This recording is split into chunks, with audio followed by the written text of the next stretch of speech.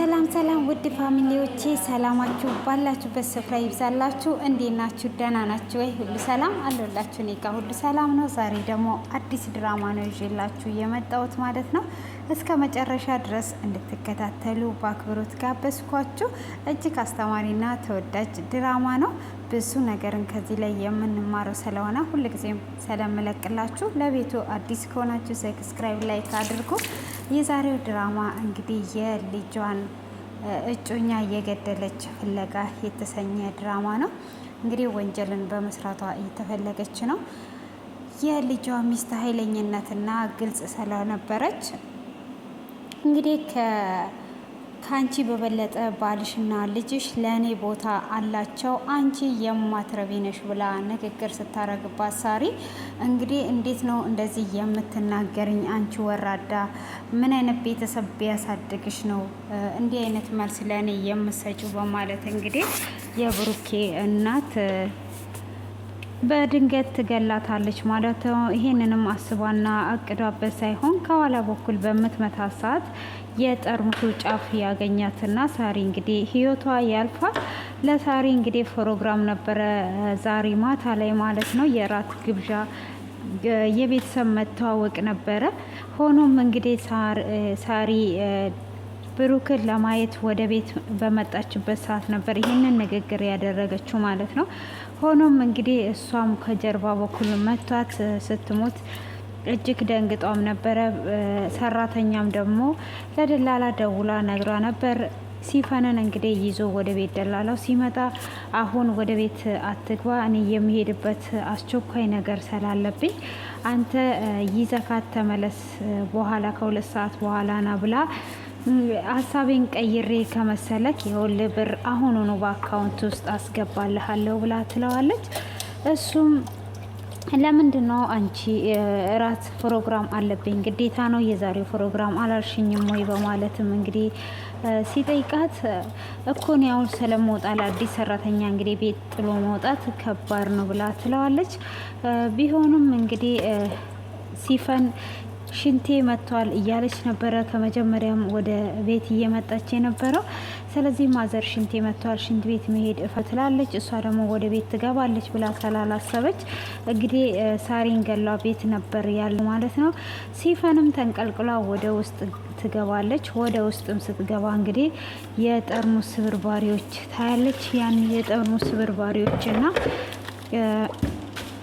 የጠርሙስ ስብርባሪዎቹን ታነሳሳለች። ስታይም ደግሞ ሰው ወድቆ ታያለች።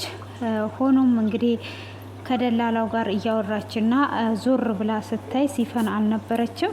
እሷም ትደነግጥና በቃ በአካውንት አስገባልሃለሁ ሂድ ትለዋለች። ሲፈንን ቤት ውስጥ ስታያት እንግዲህ ሲፈንም እጅግ ትደነግጣለች። በቃ ማዘር እንዳሉትም ከ2 ሰዓት በኋላ ተመልሼ እመጣለሁ ብላ ስትል በፍጹም ከ2 ሰዓት በኋላ አይደለም፣ አሁኑኑ ስራሽን መጀመር ትችያለሽ ብላ ትላታለች። እንዴ እርሶ አሁን ከ2 ሰዓት በኋላ ተመልሰው ይምጡ አላሉም እንዴ ስል ሀሳቤን ቀይር ያለው ወደ ላይ ወተሽ ልብስሽን ቀይሪ፣ አንደኛው ላይ ያለው ላይ ክፍልሽ ነው፣ እዛ ልብስሽን ሸዋርሽን ገብተሽ ወደ ስራ ትላታለች። ሲፈንም እጅግ ትደነግጣለች። እንግዲህ የሞተችዋን ሰላየች ማለት ነው። ሲፈንም ወደ ላይ ትሄድና ግራ ሲገባት እንግዲህ ለደላላዋ ትደውላለች። እሷም አሁኑኑ ከዚህ ቤት እንድትወስደኝ ይፈልጋለሁ፣ እኔ እዚህ ቤት አልሰራም ብላ ትለዋለች። እንዴ አንቺ አይደለሽ እንዴ ሀብታም ቤት ነው የምገባው ብለሽ እስካሁንስ ጠብቀሽ ደግሞ ተንቀልቅለሽስ ወደ ውስጥ የገባሽው አንቺ ነሻል እንዴ? ለዛሬ በጣም አስፈላጊ ፕሮግራም ስለሆነ መስራት አለብሽ ብሎ ይላታል። እኔ እዚህ ቤት መስራት አልፈልግም፣ እዚህ ቤት ችግር አለ፣ መተን እንድትወስደኝ ፈልጋለሁ ብላ ትለዋለች። እሱም በፍጹም አይሆንም፣ አንዴ ገብተሽበታል፣ ሮጥሽ ተንቀልቅለሽ እስከገባሽ ድረስ አርፈሽ ተቀመጪ በማለት ይመልስላታል። እሷም ወዴት ነው አርፌ የምቀመጠው? ቶሎናና ውሰደኝ በማለት ስትለው በፍጹም ይላታል ማለት ነው። ስልኩንም ጆሮ ላይ ሲዘጋባት ትደነግጣለች። እሷም እንግዲህ ከደነገጠችም በኋላ ምን አይነት ቤት ነው ጌታ ወይ የመጣሁት ትላለች። እንግዲህ የብሩኬም እናት አሁን እንግዲህ ይሄንን ነገር አይተሻል፣ ከዚህ ከገባውበት ነገር ልውጣ እንጂ በፍጹም በህይወት አትወጣም እያለች እየዛተችባት ነው። ሆኖም እንግዲህ ብሩኬ ይመጣል ማለት ነው። እሱም ከመጣ በኋላ እማዬ እንዴት ነው ዝግጅቱ ሲላት እንግዲህ እያዘጋጀው ነው ያለሁት፣ ምንም አታስብ፣ አዲስ ሰራተኛ ማምጥቻለሁ ብላ ትለዋለች። እሱም እንግዲህ ወደ ላይ ይወጣና ስልኩ ለሳሪ ይደውላል። ለሳሪ በሚደውል ሰዓት ስልኳ ተዘግቷል፣ ስልኳ አይሰራም። እንግዲህ ለጓደኛዋ ይደውልላታል። እሷም ሲደውልላት እንዴ ሳሪ እኮ አንተን ልታገኝ ነው የሄደችው፣ ግን አንተ ጠፋ፣ ናፍቀኛል፣ እንዴ ተገናኝተናል እኮ ይላል። እንግዲህ እሷም ልትወደው ነው መሰለኝ እና እሱም ደጋግሞ ሲሞክር ሳራ ምን እያረግሽ ነው ያለሽው? ፕሮግራሙ እዚህ እየተዘጋጀ እንዴ ስልክሽን ትዘጊያለሽ? እያለ ለጓደኞቿ ላይ እያንዳንዱ እየደወለ ነበረ። ሲደውልም እንግዲህ አዲስ የሰማው ነገር የለም። ሆኖም እንግዲህ እናትየው ትጠራዋለች። ፕሮግራሙ ያንተ ነው፣ ሰዎቹ ምን እንደሚፈልጉ የምታውቀው አንተ ነህ። ስለዚህ ለምንድን ነው ወጥተህ የሚጠጣ ነገርም የማትገዛው? ሰራተኛዋም ምግብ እየሰራች ነው ያለችው። ስለዚህ ወጣ በልና ለሰራተኛዋም የምትነግራት ነገር ካለ ንገራት፣ ተጨማሪ ነገር። ስለዚህ ለምንድን ነው ሄደክ የማትገዛዛው ትለዋለች። እሱም ወደ ላይ ይወጣል። ወደ ክችን ወጥቶ ልጅቷን ይተዋወቃታል። ስምሽ ማን ነው ብሎ ሲላት ሲፈን እባላለሁ ብላ ትለዋለች። ለፕሮግራሙ የሚወዱትንና የሚፈልጉትን ምግብ ንገረኝ ብላ ትለዋለች። ይህን አለ እንኳን አላቅም፣ የሚስቴን ምርጫ ብቻ ነው የማውቀው ብሎ ይላታል።